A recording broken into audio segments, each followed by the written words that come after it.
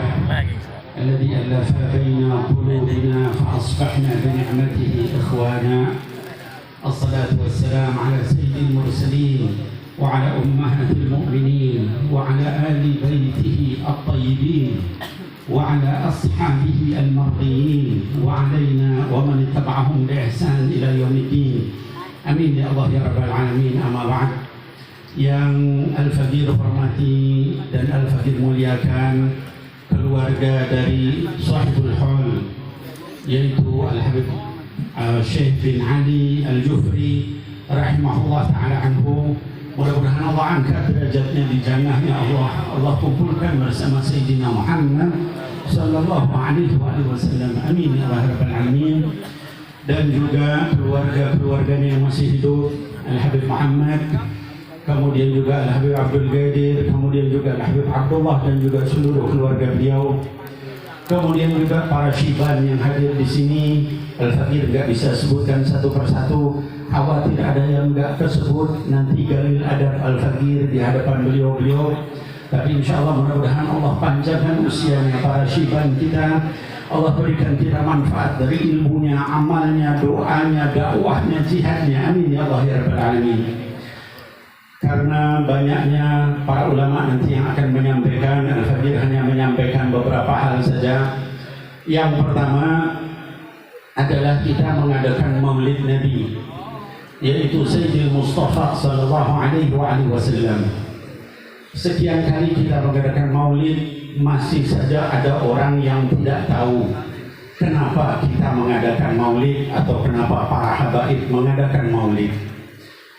Hadirin hadirat kaum muslimin muslimah yang dimuliakan Allah Subhanahu wa taala, kalau kita sungguh-sungguh membaca Al-Qur'an, maka Maulid Nabi itu diisyarahkan oleh Allah Subhanahu wa taala langsung di dalam Al-Qur'an. Salah satunya misalnya Allah sebutkan di dalam surah Maryam.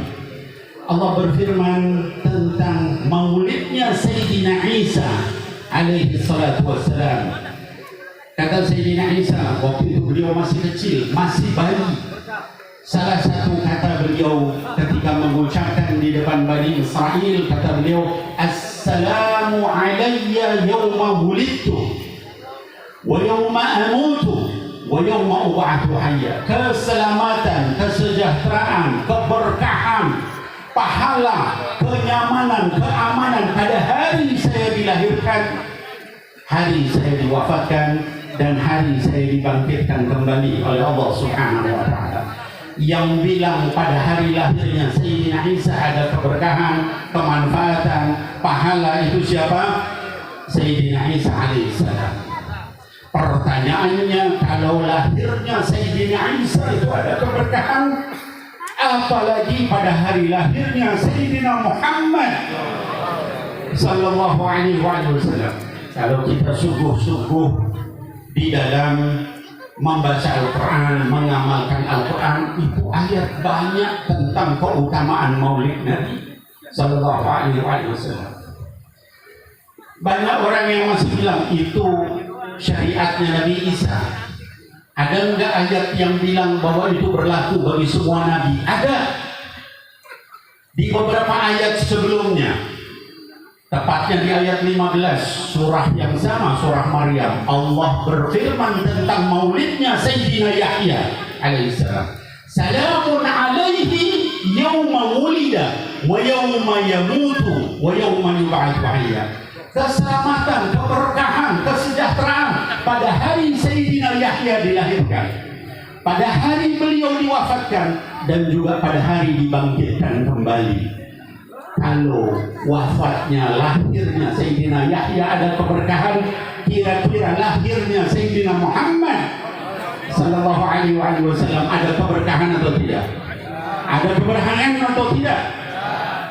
Pasti lebih berkah, lebih banyak berkahnya kepada kita. Maka para ulama kita mengadakan Maulid Nabi sallallahu alaihi wasallam. Di dalam hadis bahkan disebutkan secara langsung Sayyidina Muhammad sallallahu alaihi wasallam menyatakan, kenapa puasa Senin Kamis? fihi wulidtu wa fihi unzila alaih.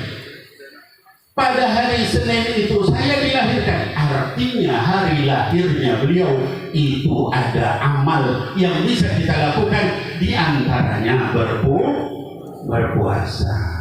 Jadi kita hadir di sini jangan khawatir Bapak Ibu sekalian, jangan kemudian kita terpengaruh dengan orang-orang yang baru belajar agama, ya, sehingga menyatakan maulid itu bid'ah, maulid itu gak ada dalilnya. Inti yang gak baca Quran dengan benar sehingga gak ketemu dalilnya. Mudah-mudahan kita doakan, mudah-mudahan mereka diberikan taufik wal hidayah oleh Allah Subhanahu wa taala. Nah, kemudian hadirin wal hadirat yang dimuliakan Allah. Sekali lagi, karena nanti banyak ulama yang bicara, saya juga ingin menyampaikan, lalu khol itu apa dalilnya? Ada yang nanya begitu.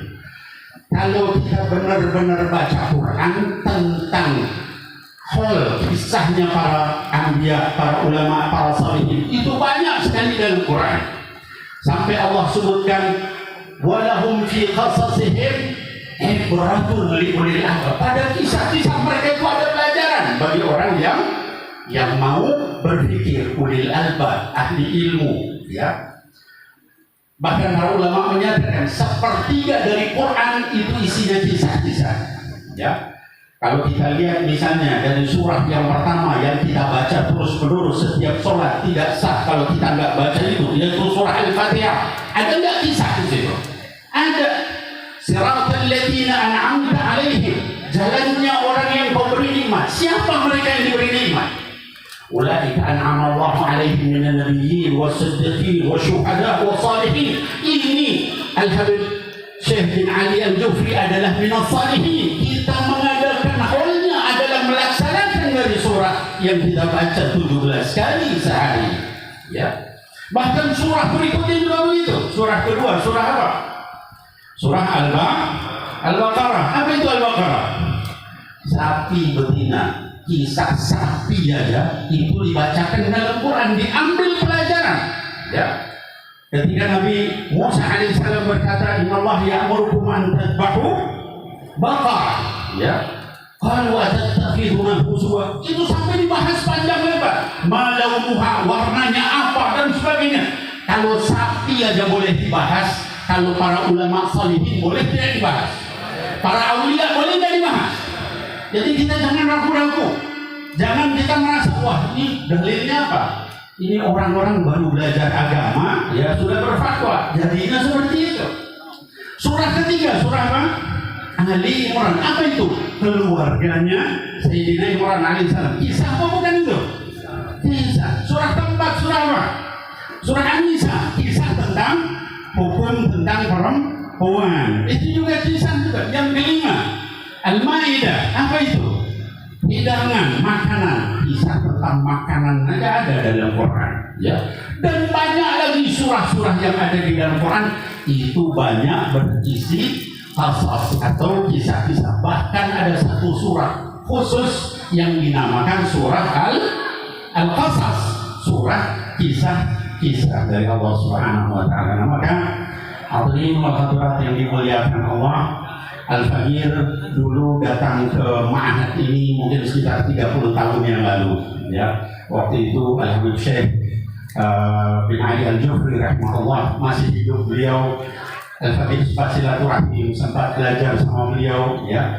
Kemudian sekarang alhamdulillah bisa hadir lagi di sini. Beliau sudah tidak ada, tapi Al-Faqir merasakan bagaimana ilmunya, bagaimana amaliyahnya itu bermanfaat sehingga banyak orang kemudian memperingati olehnya beliau. Para ulama, para syibban kita hadir semua menunjukkan magungnya beliau di sisi Allah Subhanahu wa taala. Mudah-mudahan beliau diberikan keberkahan, keluarganya juga begitu. Kita semua yang hadir di sini diberikan keberkahan oleh Allah Subhanahu wa taala. Amin ya rabbal alamin.